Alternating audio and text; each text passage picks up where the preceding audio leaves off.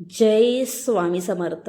मित्रांनो, आज मी सांगणार आहे एक खरा स्वामींचा चमत्कार.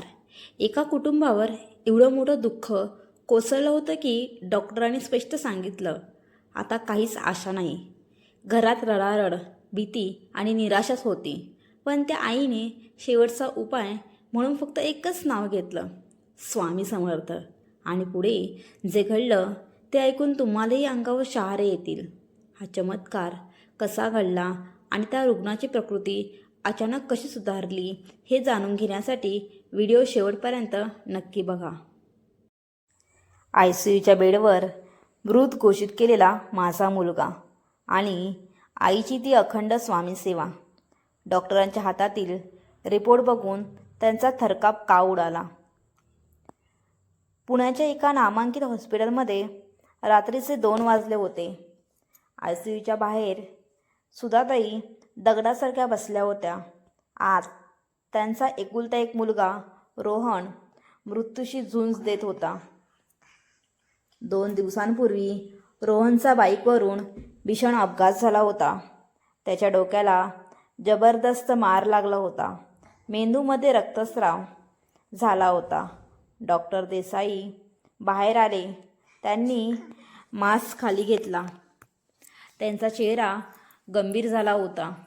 त्यांनी सुधाताईंना बाजूला घेतलं आणि निष्ठुर सत्य सांगितलं. सुधाताई, आम्ही खूप प्रयत्न केले, पण रोहनच्या मेंदूने काम करणं थांबवलं आहे. तो ब्रेन डेड होण्याच्या मार्गावर आहे. व्हेंटिलेटरवर असल्यामुळे श्वास चालू आहे, पण आशा मात्र संपली आहे. तुम्ही नातेवाईकांना बोलावून घ्या. कदाचित 2-3 तास उरले आहेत. हे शब्द ऐकून कोणत्याही आईने हंबरडा फोडला असता, पण सुधाताई रडल्या नाहीत. त्यांच्या डोळ्यात एक विचित्र आग होती. त्या डॉक्टरांना म्हणाल्या, डॉक्टर, तुमचं विज्ञान जिथं संपतं तिथे माझ्या स्वामींची सत्ता सुरू होते. जोपर्यंत माझे स्वामी म्हणत नाहीत तोपर्यंत यमदूतसुद्धा माझ्या लेकाला नेऊ शकत नाही. डॉक्टर हताशपणे मान हलवून निघून गेले. त्यांना वाटलं आईला धक्का बसलाय म्हणून ती असं बोलते. सुधाताईंनी बॅगेतून स्वामींची एक छोटी तसबीर काढली. थोडी अक्कलकोटची विभूती काढली. त्यांनी ICUच्या काचेच्या खिडकीतून आत पाहिलं. रोहन निपचित पडला होता.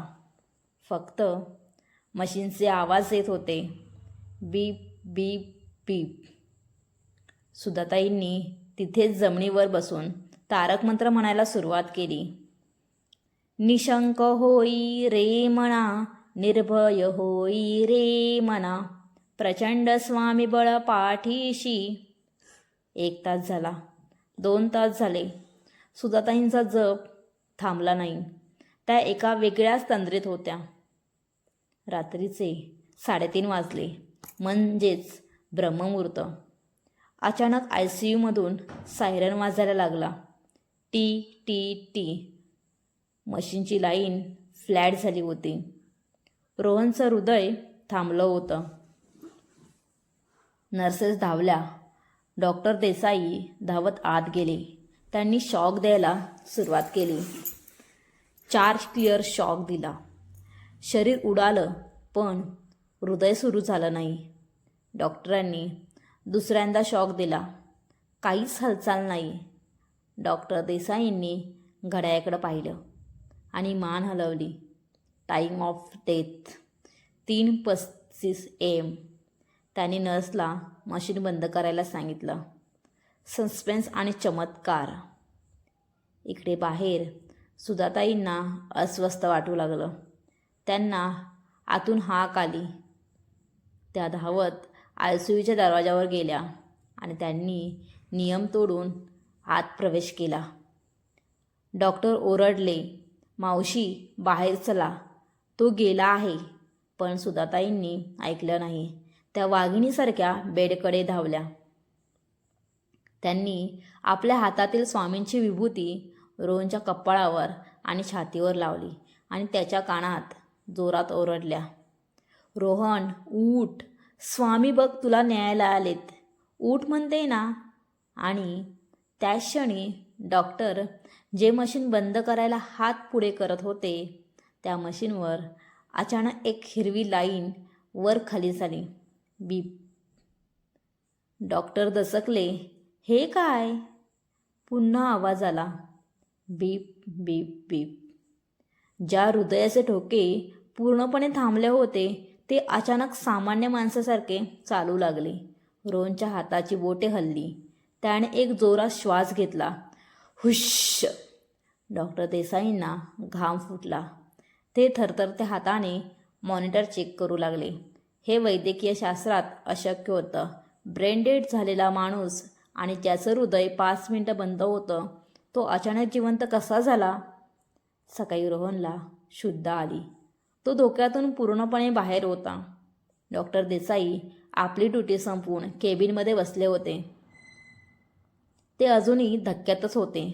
सुधाताई त्यांचे आभार मानायला गेल्या तेव्हा डॉक्टर देसाई जे बोलले ते ऐकून तुमच्या अंगावर काटा येईल. ते म्हणाले, सुधाताई, आभार माझे मानू नका. मी तर त्याला मृत घोषित केलं होतं. पण आज मी जे पाहिलं ते मी कोणाला सांगू शकत नाही. लोक मला वेडा म्हणतील. सुधाताई म्हणाल्या, काय पाहिलं तुम्ही? डॉक्टर म्हणाले, जेव्हा रोहनचं हृदय थांबलं होतं आणि मी मशीन बंद करायला गेलो तेव्हा मला एका सेकंदासाठी दिसलं की रोहनच्या बेडच्या मागे एक 10 फुटांचा धिप्पाड भगवे कपडे घातलेला माणूस उभा होता. त्याचे हात गुडघ्यापर्यंत लांब होते. आजानुभाऊ. त्याने आपला हात रोहनच्या छातीवर ठेवला होता आणि दुसऱ्या हाताने यमदूताला रोखल्यासारखा इशारा करत होता. जेव्हा तुम्ही विभूती लावली तेव्हा ती आकृती हसली आणि गायब झाली आणि त्याच सेकंदाला रोहनचं हृदय सुरू झालं. डॉक्टरच्या डोळ्यात पाणी होतं. ते नास्तिक डॉक्टरसुद्धा ताईंच्या पाया पडले. ताई, तुमचं स्वामी रसायन काय आहे हे मला माहीत नाही, पण त्याने आज मृत्यूला हरवलं आहे. त्या दिवशी हॉस्पिटलच्या त्या खोलीत सिद्ध झालं की ICUमधील व्हेंटिलेटर माणसाचा श्वास चालू ठेवू शकतो, पण गेलेला श्वास परत आणण्याची ताकद फक्त माझ्या स्वामी नामातच आहे. भिवू नकोस, मी तुझ्या पाठीशी आहे. जर तुम्हालाही श्री स्वामी समर्थांवर विश्वास असेल तर कमेंटमध्ये श्री स्वामी समर्थ जरूर लिहा आणि अशाच चमत्कारिक कथा पाहण्यासाठी चॅनलला सबस्क्राईब करायला विसरू नका.